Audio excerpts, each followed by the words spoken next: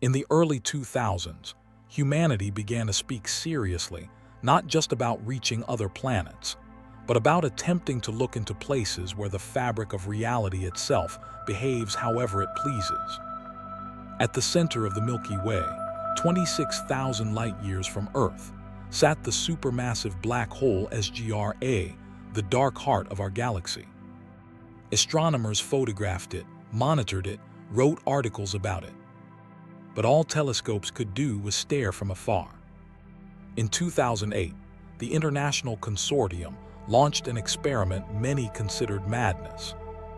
The project was called simply ARK-9. It was not just a station and not just a spacecraft. A hybrid, an autonomous platform with long-range engines designed to run for decades. On Earth, people said, we are sending a vessel to the edge of time itself. According to calculations, the journey to the region influenced directly by SGR-A would take about 35 years, and the return another 35. The mission was knowingly one way. The crew was promised a place in textbooks, not a return home. The mission commander, Alin Morrow, ended all questions at the first briefing. If anyone here expects to come back as an old man giving interviews by a fireplace, you're in the wrong program. The crew included Senior Science Officer Sarah Klein, a theorist who devoted her life to modeling black hole behavior. Engineer Yun Lee, the kind of person who could fix anything, including his mood, given a few hours and the right tools. There were more specialists, a medic, a communications officer, but these three wrote the reports that later made it into scientific journals. The first years of flight were painfully boring. ARK-9 followed its trajectory, gradually gaining cruising speed. Stars outside barely changed. Occasionally, maneuvers, system tests, delayed video messages from Earth psychologists. Alin hated those messages. We're 5 years into a void, he told Sarah one evening, and they think they can understand anything from a 20-minute delayed video square. Sarah shrugged. Let them think so. They need to feel useful too. As they approached the galactic center, the background changed.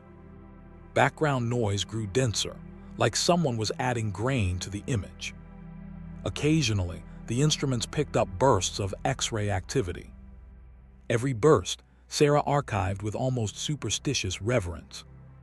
It could be anything, she said when Alin asked if it was another historic discovery. From accretion flares to sensor noise, the real work starts when we enter their sphere of influence. In the 27th year of flight, ARK-9 entered a heightened readiness phase. They were approaching a region where SGR**S gravity was no longer a background factor. It became the dominant term in their equations. Gravity sensors drew nonlinear curves.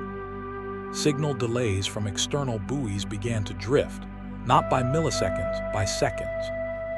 Yun frowned at the displays.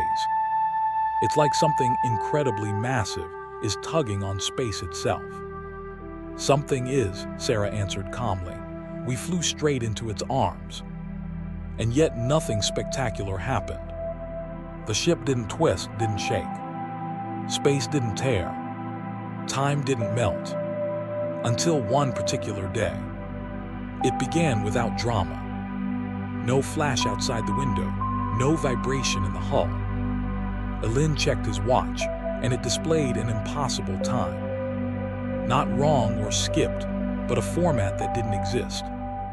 Lee, have all three independent clocks ever glitched at the same time? Yun grunted. My wife glitched once, but not 3 clocks. I'll check.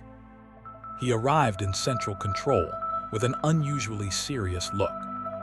Commander, we've got a problem more interesting than time. Explain. We've got a problem with here. He displayed the trajectory plot. ARK-9's thin line ran where it should, but overlays appeared, like the software was trying to draw multiple trajectories at once. Visualization bug, Sarah asked. No, Yun said quietly. According to sensors, we are in several nearby positions at once, in both our future and our past. Alin regretted skipping the deeper relativity lectures in his youth. The first true anomaly wasn't time. It was sound. One night, while half the crew slept and the other half pretended to be functional, a soft whisper passed through the internal comms. Among the static, someone clearly said, "Do not repeat our maneuver." The voice was male and disturbingly familiar. Sarah analyzed the file. "It's our channel, our modulation." "Sabotage?" someone asked. "No, it's us, or rather a voice extremely similar to yours, Commander." Alin listened 10 times. There was a fatigue in the tone, a fatigue he had not yet earned. More anomalies followed. Camera feeds showed flashes, silhouettes in corridors. Sensors detected spacesuits where no one stood. Once, Sarah found in the database a research report she hadn't written yet. "It's my style, my formulas, even my spelling mistakes," she said. "But I cite data we will only measure 10 hours from now." Alin exhaled through his teeth. "Congratulations. I think you just proved time isn't a straight line." Patterns emerged. Sarah displayed intersecting ellipses and lines. If simplified, we are inside a region where ARK-9's trajectory intersects itself multiple times. Time here isn't sequential, it's a tangled knot. We're seeing reflections of our own states. "So we're a fly in a web?" Yun asked. "More like the web is us, and the fly is whoever's observing," Sarah replied. "What happens if we keep moving?" someone asked. "We tangle further or tear." The only way out was to turn a disadvantage into an advantage. "If we can't escape the loop," Sarah proposed, "we become its center, a stabilizing anchor." "You want to turn the station into a time fixer?" "Not time, states. We need an object the loop will align around." Thus began the blueprint of what future generations would call the quantum core. They rebuilt the station. Research modules became computational blocks. Energy circuits rerouted to power a stable well inside the chaotic field. They were building order inside the universe's deepest chaos. Yun muttered, "You're asking me to hack a black hole. I'm an engineer, not a god." "Good news," Sarah replied. "We don't need a god, just you." The first activation nearly killed them. Space jerked. Metal groaned. Bodies slammed into bulkheads. Then silence. A strange feeling followed, a subtle stillness in the roar of the cosmos. "Scan," Alin rasped. Results came slowly, but they showed what mattered. Around ARK-9 formed a region of nearly constant gravity and temporal flow. "We've created an anchor," Sarah whispered. "ARK-9 is now a fixed point inside the nonlinear domain." Then something unexpected happened. Something pulled back. First faint signals, echoes. Then structures. Cameras caught overlapping versions of the station. In some, people in different suits walked corridors. In others, the station was empty. In others, filled with unfamiliar crew. "Is that us?" "No," Sarah said quietly. "Not us alone. Variants, other outcomes. Our core is attracting probabilities." Alin watched another version of himself pass by a junction and felt sick. Days passed, or something that could be called days. Sometimes variants left physical traces. Objects that appeared suddenly. Data logs someone else had written. Once Alin entered a control room and saw himself, older, tired, wearing a band on his arm. The older Alin stared as if he had watched this moment countless times. Then he vanished. The loop was stable in the worst possible way. "If we destroy the core," Sarah said, "best case we're torn apart. Worst, the loop collapses and everything linked to it disappears, including us. And if we leave it as is?" Then ARK-9 becomes a trap for anyone entering this region. The room became cold. So Alin said slowly, "We built a cage." "Or a tool," Sarah corrected. "Depends on how it's used." One day, a line appeared in the communication logs. ARK-9 crew alive. Request DOCKING. Yun showed it to Alin. "This is our identifier. We didn't send it." "Not we now," Yun said, "but some version of us seems to have." Sarah stared at the line. "That message will be for whoever comes after." "Who would ever come here after us?" Someone laughed.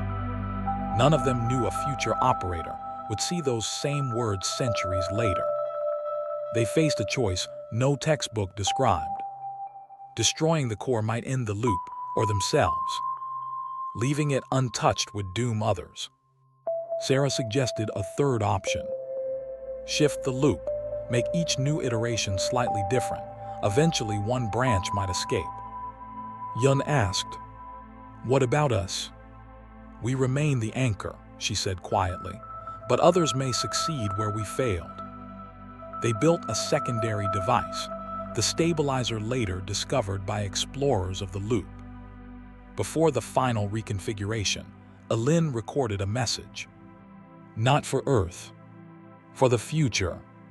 He sat before the camera, wearing the now symbolic armband. "If you're watching this," he said, "you're stuck too.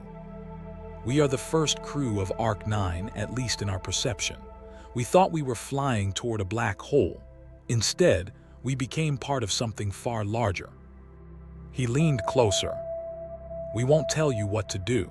Every time we left instructions for ourselves, the loop tightened. So here's the only truth we can give. The loop is not perfect. We've seen it ripple and break. If you notice what is different, not what is expected, you have more freedom than we did." He ended the recording. Sarah prepared the reconfiguration. Yun stood by the power systems. Alin altered only a few parameters.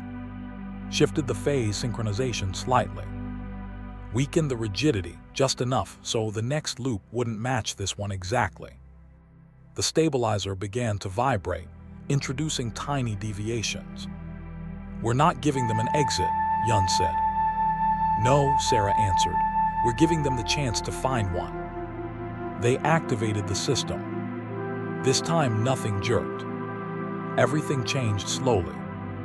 The hum changed pitch. Some lights shifted out of sync. Reflections diverged. Some variants faded. Some grew clearer. In one, Alin saw people in unknown suits entering a corridor. They didn't see him. The commander had no armband. "Who are they?" Yun whispered. Sarah read the data. "Visitors from a future far beyond ours. They'll be trapped too.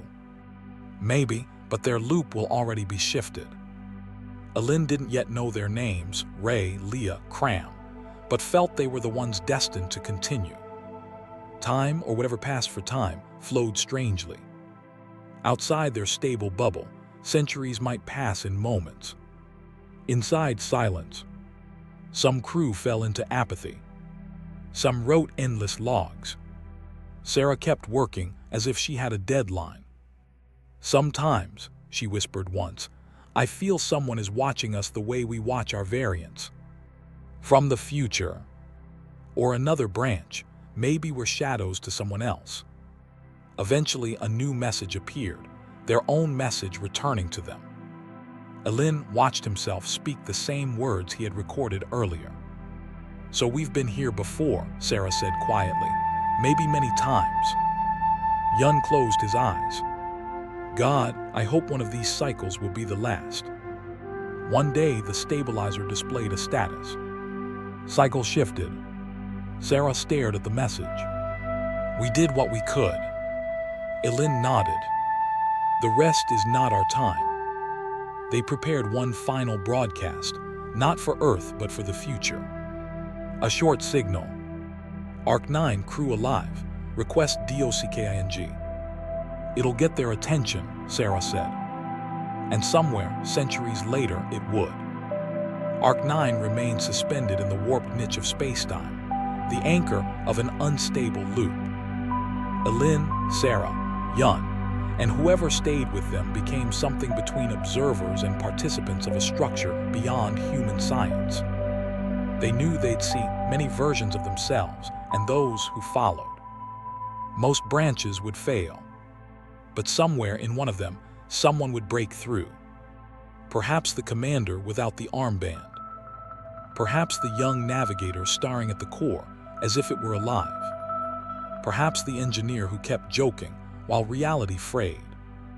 Outside, in the ordinary flow of time, a monitoring operator would receive a distorted signal. Again, noise from the outer zones, he'd mutter. The algorithm would almost discard it. But then the status line would shift. Signature recognized, object ARK-9. And deep within the warped silence of the anomaly, someone weary, with an armband on his arm, would feel another turn of the loop shift. Not an ending, just the next turn.